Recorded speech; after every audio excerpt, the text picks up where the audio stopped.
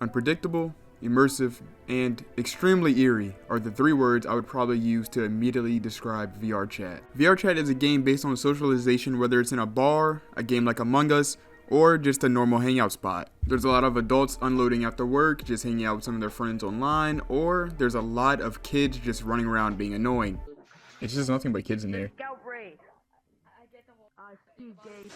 This contributes to the first part of our equation being the unpredictability of the game. When I first started watching VRChat on YouTube, it always had this atmosphere that made it so interesting to watch. And it wasn't until I first joined a public world in VRChat that I realized that it's actually extremely unsettling to play in. And honestly, I personally haven't even completely figured out why. Now, I actually believe that it's mainly based into the audio design of the game. Now, this video is not going to be based entirely on the game design. There's actually a lot more deeper things that we have to get into, but for now, we need to cover a few bases. The first one being the proximity chat. This feature allows this game to be a lot more realistic in its sound design, but it's really simple. You can hear people that are close, and you can barely hear people that are just almost out of range.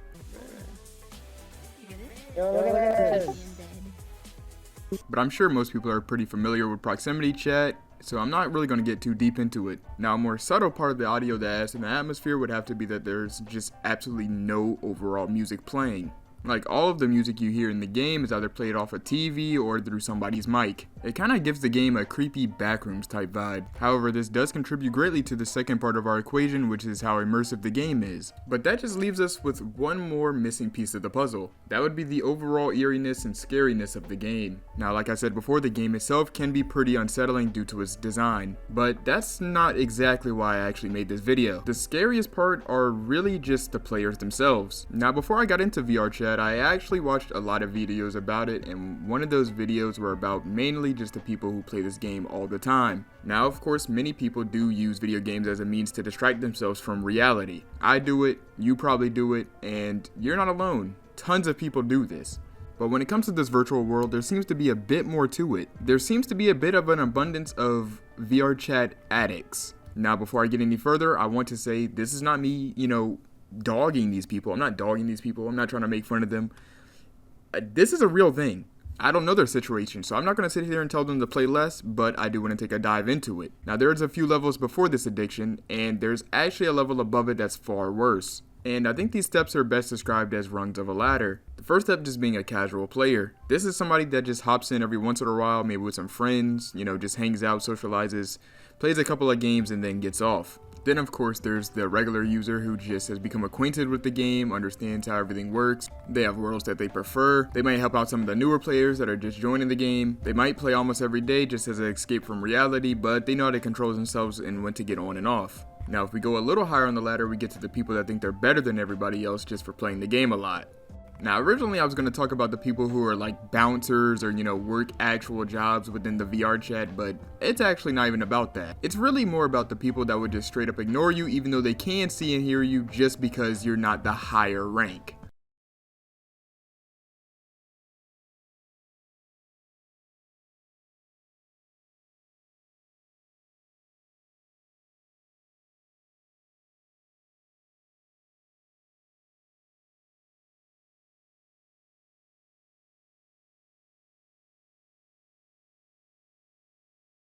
And yes, I am aware that you can actually make this a setting where you can just ignore people of a certain rank, but there's actually some people who don't use this setting at all and will just literally choose to straight up ignore you. But let's step back into reality and imagine this in real life first. Let's say you just started at college or university and you go up to somebody and you just ask them something simple like, where's the dining hall or something like that. But instead of giving you an answer or even acknowledging your existence, they look you dead in the eye and just say nothing. That is pretty much what it's like to be a new player in this game. These are the same people who just sit in VRChat mirrors, and I guess maybe they do some other stuff while in the headset, but I don't know.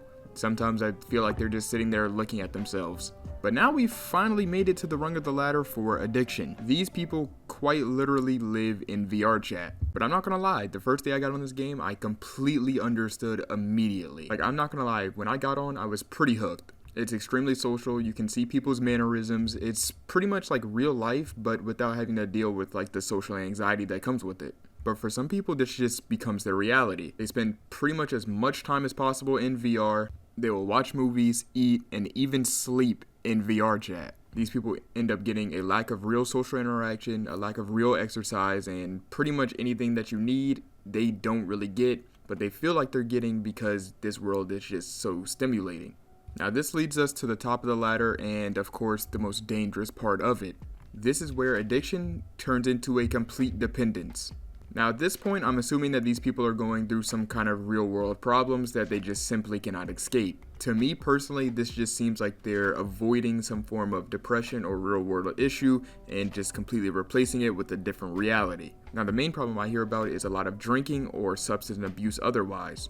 People will go to these hangout worlds or bars and quite literally drink themselves into oblivion. It all comes down to the type of people you surround yourself with. I made a video talking to someone who drank so much because of Vrchat they actually ended up in the hospital and almost dying. So seriously, please take care of yourself and your friends. So at this point, they're not seeing the real world and they're also just not feeling it at all. Now at this point, they're extremely impaired and they're at the top of this really tall ladder. Now some people may gain some control and simply start climbing down off the ladder. But then there are those who just fall to the ground. Some who lived in this virtual world also died in this virtual world. And that's one of the reasons that just makes it so scary. After watching a few Vrchat videos about this, it's kind of scary just to see people's character models laying on the ground. Like, of course, it's much more likely that they just laid their headset down and took a break. But it's sad knowing that there's just a very, very small chance that they paid the ultimate price for escaping real life. And because of this, I feel like it's kind of important that I bring up my next topic. This is a bit of a side topic. It's not really built on the scariness of, Vrchat, but it is based on like people's mental well-being. Now, one of the first things that got me into this game, and one of the reasons I even wanted to play it, was kind of the videos from Proximity Chat and Blah. They kind of go around and troll people until they just start breaking or yelling or they get kicked or whatever.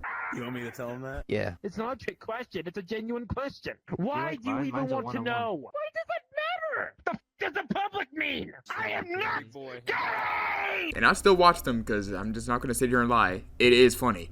But sometimes I watch these people have mental breakdowns and everyone's just laughing and just making fun of them. But then it's just like, you have to also remember these are people. Sure, they may be taking the game too seriously to you, but to them, maybe they're just escaping something else. But I'm not going to sit here and tell them to stop doing it. In fact, I've been considering making one of those videos myself, just not to the same degree of letting people have mental breakdowns, but like, if I get kicked from an instance or two, that's whatever. Anyway, let's move on to part 2 of this video. I'm just going to keep it very blunt. I feel like Vrchat has an abundance of predators. Also, of course, they exist in real life, but in Vrchat, there's 2 problems. 1, they're a lot less likely to get caught. 2, even if they are caught, they can come back under a different name, under a different skin, and a different account. It's much less likely that they suffer any real consequences. Once again, let's use another real world scenario.